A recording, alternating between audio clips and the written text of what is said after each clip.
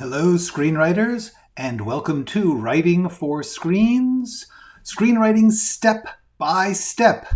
This is number 17 in this ongoing series of live streams. I'm Glenn Gers. Writing for Screens is my teaching consulting place, channel, and website. I am here every Monday through Friday, if I can do it, at 3 p.m. Pacific Standard Time, so that you can watch me go step by step through the process of writing a pilot script from almost nothing to hopefully a whole script. We'll see how I do. And at the same time, I'm available if you want to ask me anything. So if for some reason you ain't here live with me, if you have an actual life and can't get to this at 3 o'clock Pacific time, you can contact me through the Contact Me button on writingforscreens.com. You can also contact me by typing a comment into the comment section of any video on Writing for Screens channel, including this one. So let us begin. Let us get to work. I got a lot of stuff going on. I got cool ideas. Let's see what we can do with them. Here we go. Okay, we're going to open up on notes. And one of the things I wanted to talk about was yesterday I was describing how I was trying to figure out Madeline's and Norman's stories, their characters, and the way that we understand character in a narrative is through story, through what happens to them, what they do, and what happens. That's how we know who a character is. And the way that I got to the places I got was by looking at what they were doing. This is a really big one, to use what you've already got. When I was thinking about all the possibilities of their characters and I had kind of feelings about them and I was trying to figure out what do they want, one of the most important things to figure out what somebody wants is to see what they do. It kind of works both ways. It's really cool. Character is action. Action is character. So if you need to know about the character and all you've got is, oh, I know that they're going to go on a journey across the desert, that tells you a lot about them. Figure out why, and you'll know their character. In this case, I knew some things about them because I had thought, oh, that's cool. And so I thought, oh, well, now that I know that, now that I know that he's a journalist and she's going to her dead ex's house and thinking about changing her life, I could figure out what they want from what I already had. Use what you have. That's a biggie. I did a whole video on that. Don't have the thumb for that right now, but use what you have. Okay, that's a little lesson. Now let's move on. The big question I had, I discussed this a couple of days ago, is what kind of thing is this? What is this? Is this a rom-com or is this a thriller? While it is possible to blend genres, I love to blend genres, I love to bend genres, but and my original concept for this was a rom-com in the shape of a thriller, but it was at heart a romantic comedy. And yet, as I've been working on it, I've been bumping into a feeling that there's something not right here. And so I asked myself, okay, decide which it is, because I was going back and forth, working on the romantic story, working on the thriller story, but they seem to be in conflict. And so I have come to a decision. In my notes, I talk about this. It's getting clear. This is a thriller with a romantic comedy inside it. Now, you might ask, what does it matter? Why are you even talking about this? The reason is genre presents you with expectations. The whole use of genre for a writer is to say, if I'm doing a sci-fi movie, a Western, a boxing story, whatever it is, and you look at the work that has been done up to this point, you will find certain conventions. Now, you can go against them, but you need to know what they are, and you need to know that the audience is coming in wanting them or expecting them. That's actually an incredible tool because you can use that to throw people off. You can use that to subvert their expectations so that they have a sense of uncertainty and wonder. That's the coolest thing. Genre expectations open the audience up to emotions and ideas. That's the point of genre for a writer. Not a point for marketing people. Point of genre is to market them, and for a lot of for academics, the points of genre is to debate.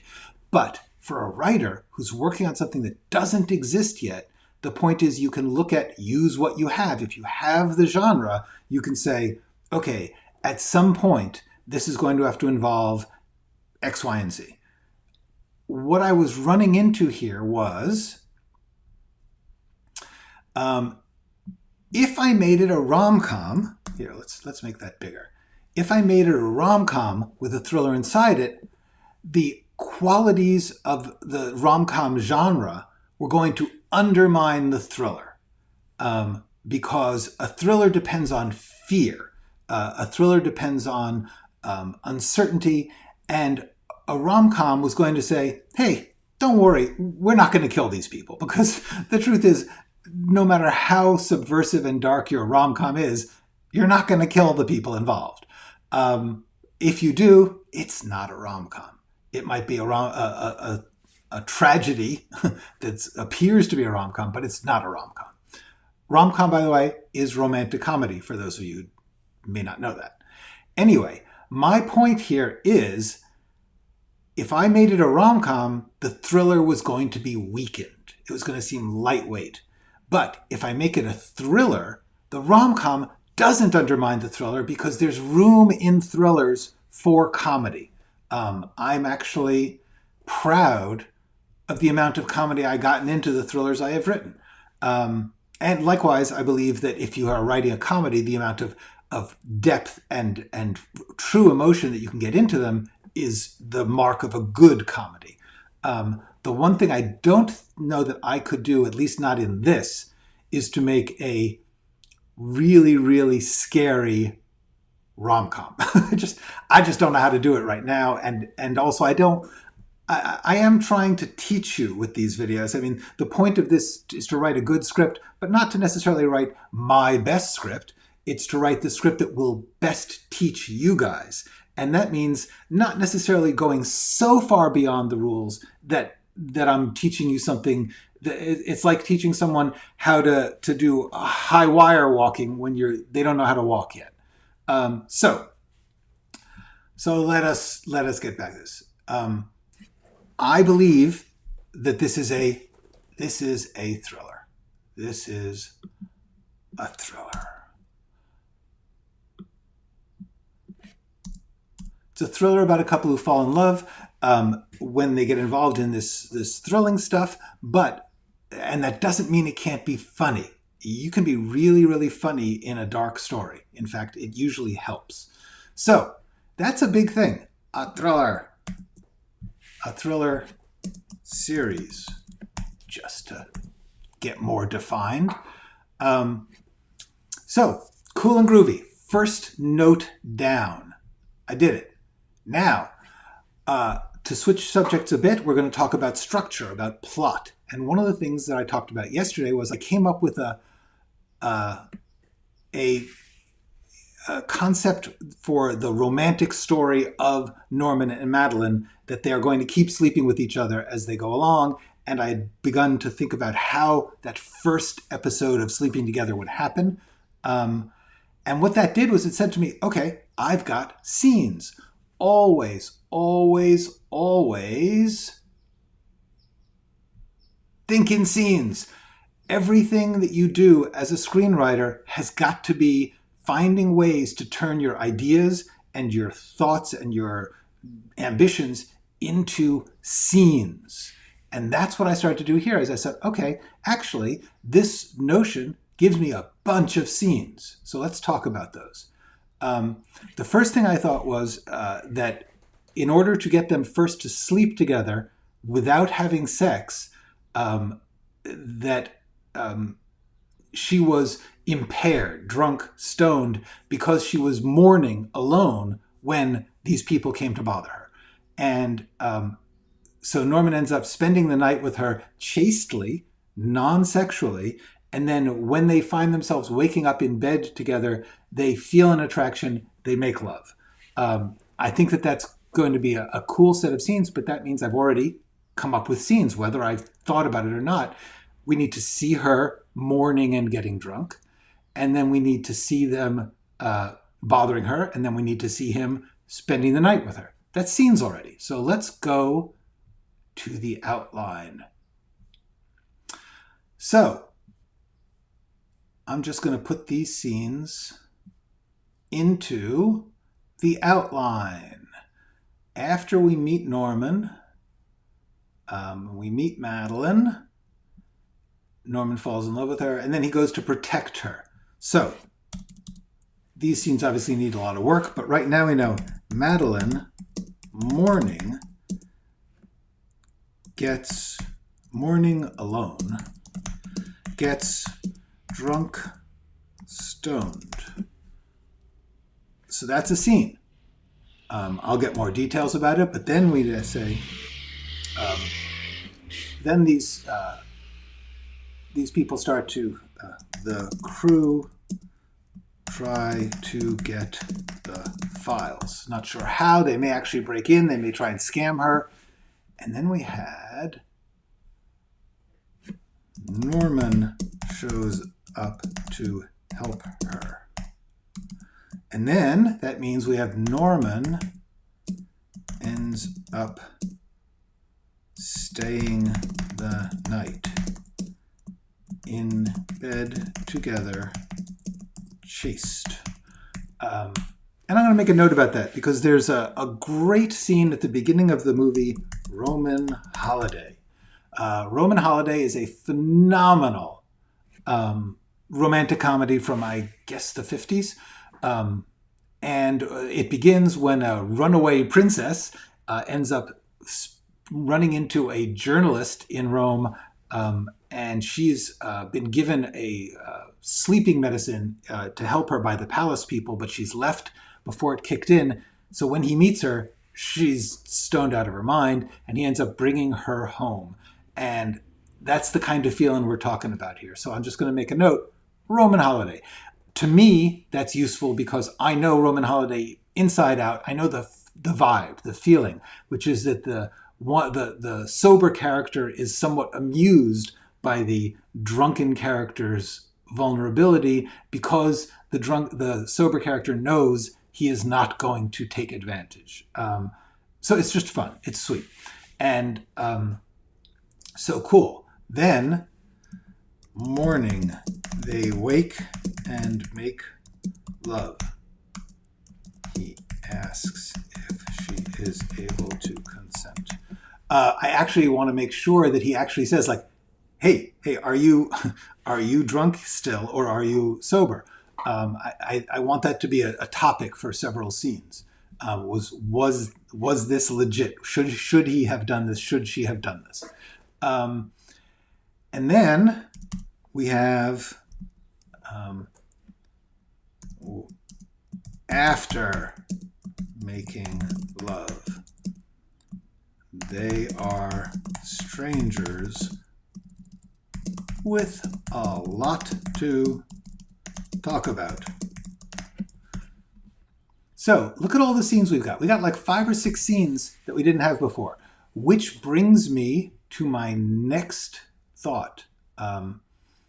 Okay, let's stay here on this. A pilot episode is only going to have so many scenes, maybe 30. It depends how long they are, but I just chewed up a hunk of the pilot. I've got about a quarter of the pilot maybe, or a little less used up already just with these scenes. I don't think that's bad, but it does remind me to start thinking in terms of what have I got? And so I am going to do this thing I've talked about in my other videos. I am going to duplicate the outline. I'm going to call it scene list, because what I am going to do is go through it and just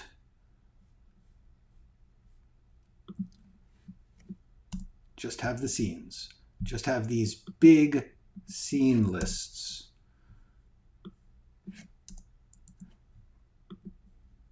Madeline likes him.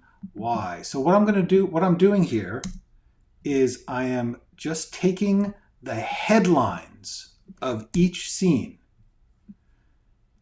and I am putting them in a document by themselves. By the way, this is something you should know. I have formatted these documents with, I don't know if you can see this, 18-point type. This is huge type. I'm using way too much of the page with this stuff because I wanted you to be able to see it as I worked. If I was doing it in 12-point, it would look like this.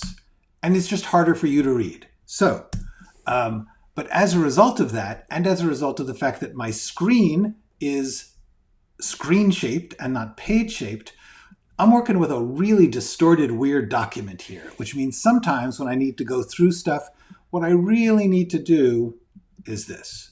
Harder for you to see, easy for me to manipulate. I try to do that when you're not looking.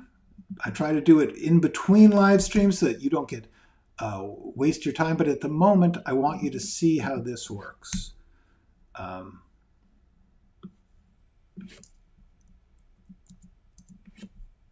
So what we got here is we're going to have a list of scenes.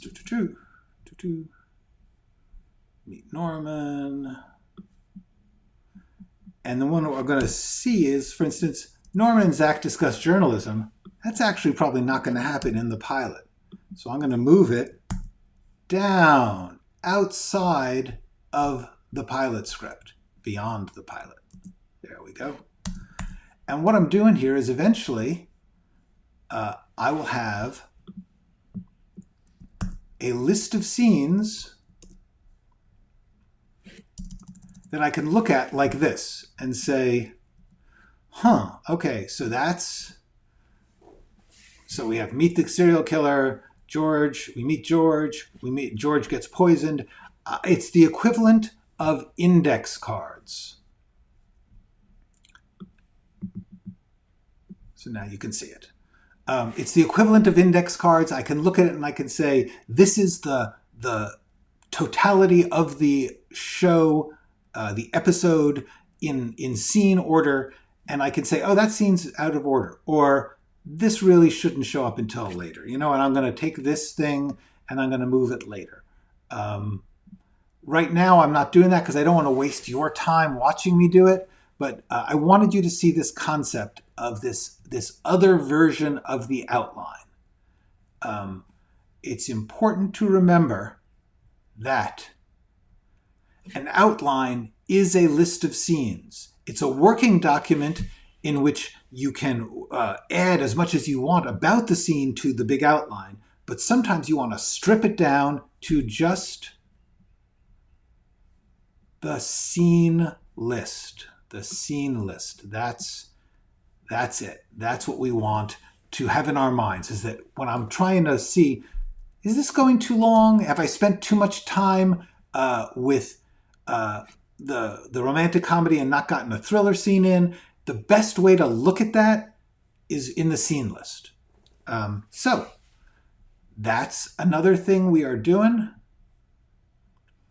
Then I had a question for myself, which was, how does the killer know what they know?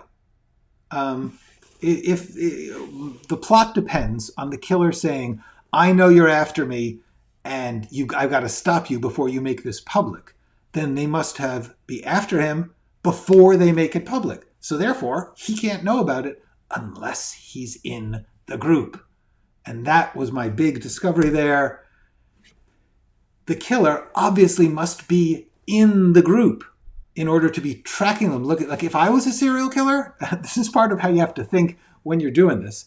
if I was a serial killer and I knew that there were these groups out there that were hunting serial killers, and they're open, they're public, you could just sign on with a screen name, howdy do, and then you can tell what they know about you and what they don't. You don't have to tell them you're the serial killer. You can just lurk. So that is a really important thing, that at a certain point, when he says to them, you have to stop what you're doing, one of them has to say, wait a second, how would he know unless he's one of us? Because in this group, we're going to have several main characters, 5 or 6 people in the group are going to show up, but there could be 40 or 50 people in this community. There could be hundreds, but I don't want to do that because it's too complicated. So I am just going to add to our outline a scene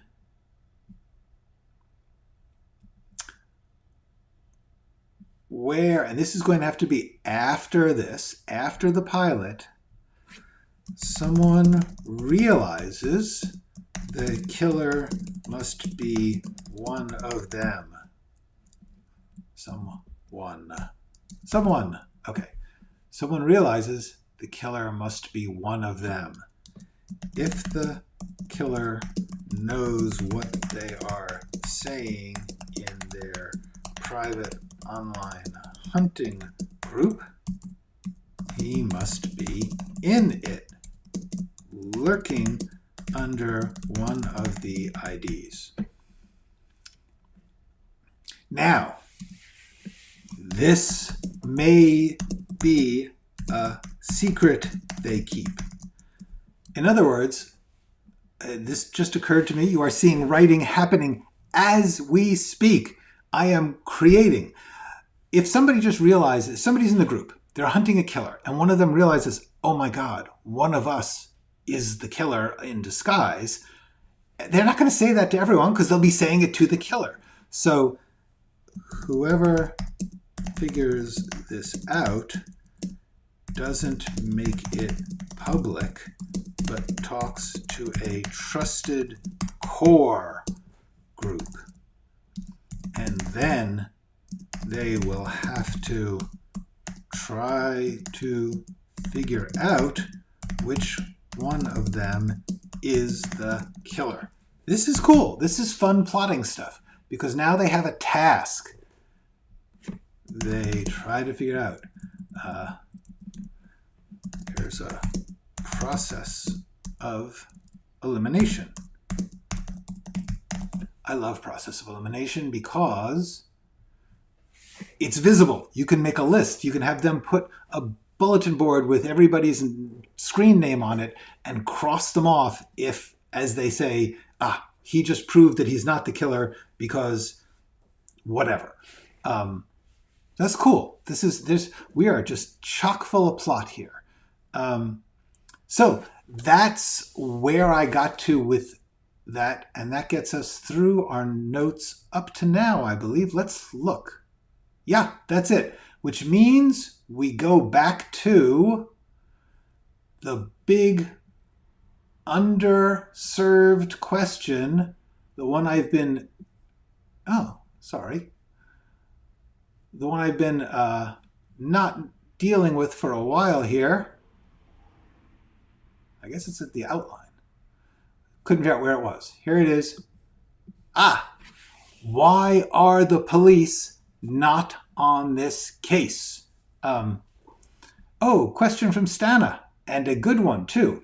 Would Zach be in that core group? Absolutely. Zach is the leader of the core group. Zach is the leader of this effort. He's taken over from George. His whole motive in life is to take this over and make it a thing. So yeah, damn right he'll be in that group.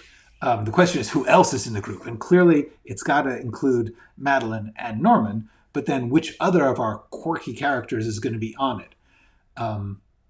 Also, this is a thing that I do. I have a tendency, it's a bad tendency. When I thought, somebody should figure out that the killer is one of them, my first thought was, I'll give that to one of the quirky side characters, which is probably the wrong instinct. This is something to remember. You have lead characters. Make sure they are doing most of the lead stuff. As tempting as it is to give every little side character, or at least tempting for me, I don't know if you feel this way, as tempting as it is to give every little side character this cool, flourishing plot twist, the truth is you got leads. They need to be serviced, as you would say. They need to be given the main action. Obviously, there's a certain amount of ensembleness to any good series like this, but the truth is, you gotta give your leads the leads. I do remember I was working, I did an episode of Grey's Anatomy, which never made it to air, but it was a really cool experience because I was coming up with plot ideas, and I was coming up with ideas that were basically, had no surgery in them, which was stupid because it's a show about surgeons and every episode has surgery in it. And I was like, wouldn't it be cool to not have surgery? And yes, it would be cool, but it's not what they do. That's like saying, anyway, so that was dumb. And the other thing is I kept on giving all the main action to like guest characters, people who are only in it for that episode, as opposed to the main crew. They've got like a dozen main characters that they've got to take care of in every show. You don't give big stuff to the people who are just guest appearing for one or two scenes. This is a good lesson I learned. I remember the showrunner, Krista Vernoff, said, why are we giving things to the people who are just going to be there for a week? We've got main characters. And I was like, oh, good point. Thank you, Krista. No wonder you're the showrunner, and I'm not. Okay, so back to why are the police not on this case? Now, this is when we're going to do some brainstorming. In other words, I don't know. I have no idea. So what I need to do is think about all the reasons why the police would not be on the serial killer case. When it's a cold case, it makes sense that they're not on it. Once it's a hot case, once George is dead, so this, once George is dead. And the answer has got to be that they, well, one reason is maybe they think George did it to himself, which we're going to get to later, that Zach is going to Zach is going to actually make it look like George did it to himself. So I'm not sure that that's a good idea, but it's possible that they've already said that. They think it's a copycat. In other words, they do think someone is using this obvious modus operandi to murder. They're using what they call the serial killer's signature, but they don't believe it is the original serial killer because the serial killer would be so old.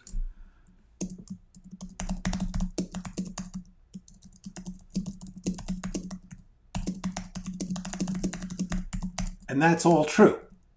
So that's actually a good reason, because it's true. Actually, I can't think of a better reason than that. I was going to show you brainstorming. I was going to brainstorm all these other things.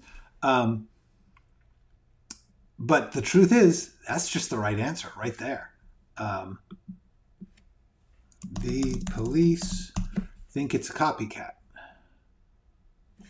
So it's not that they're not studying it. They're not after it. It's that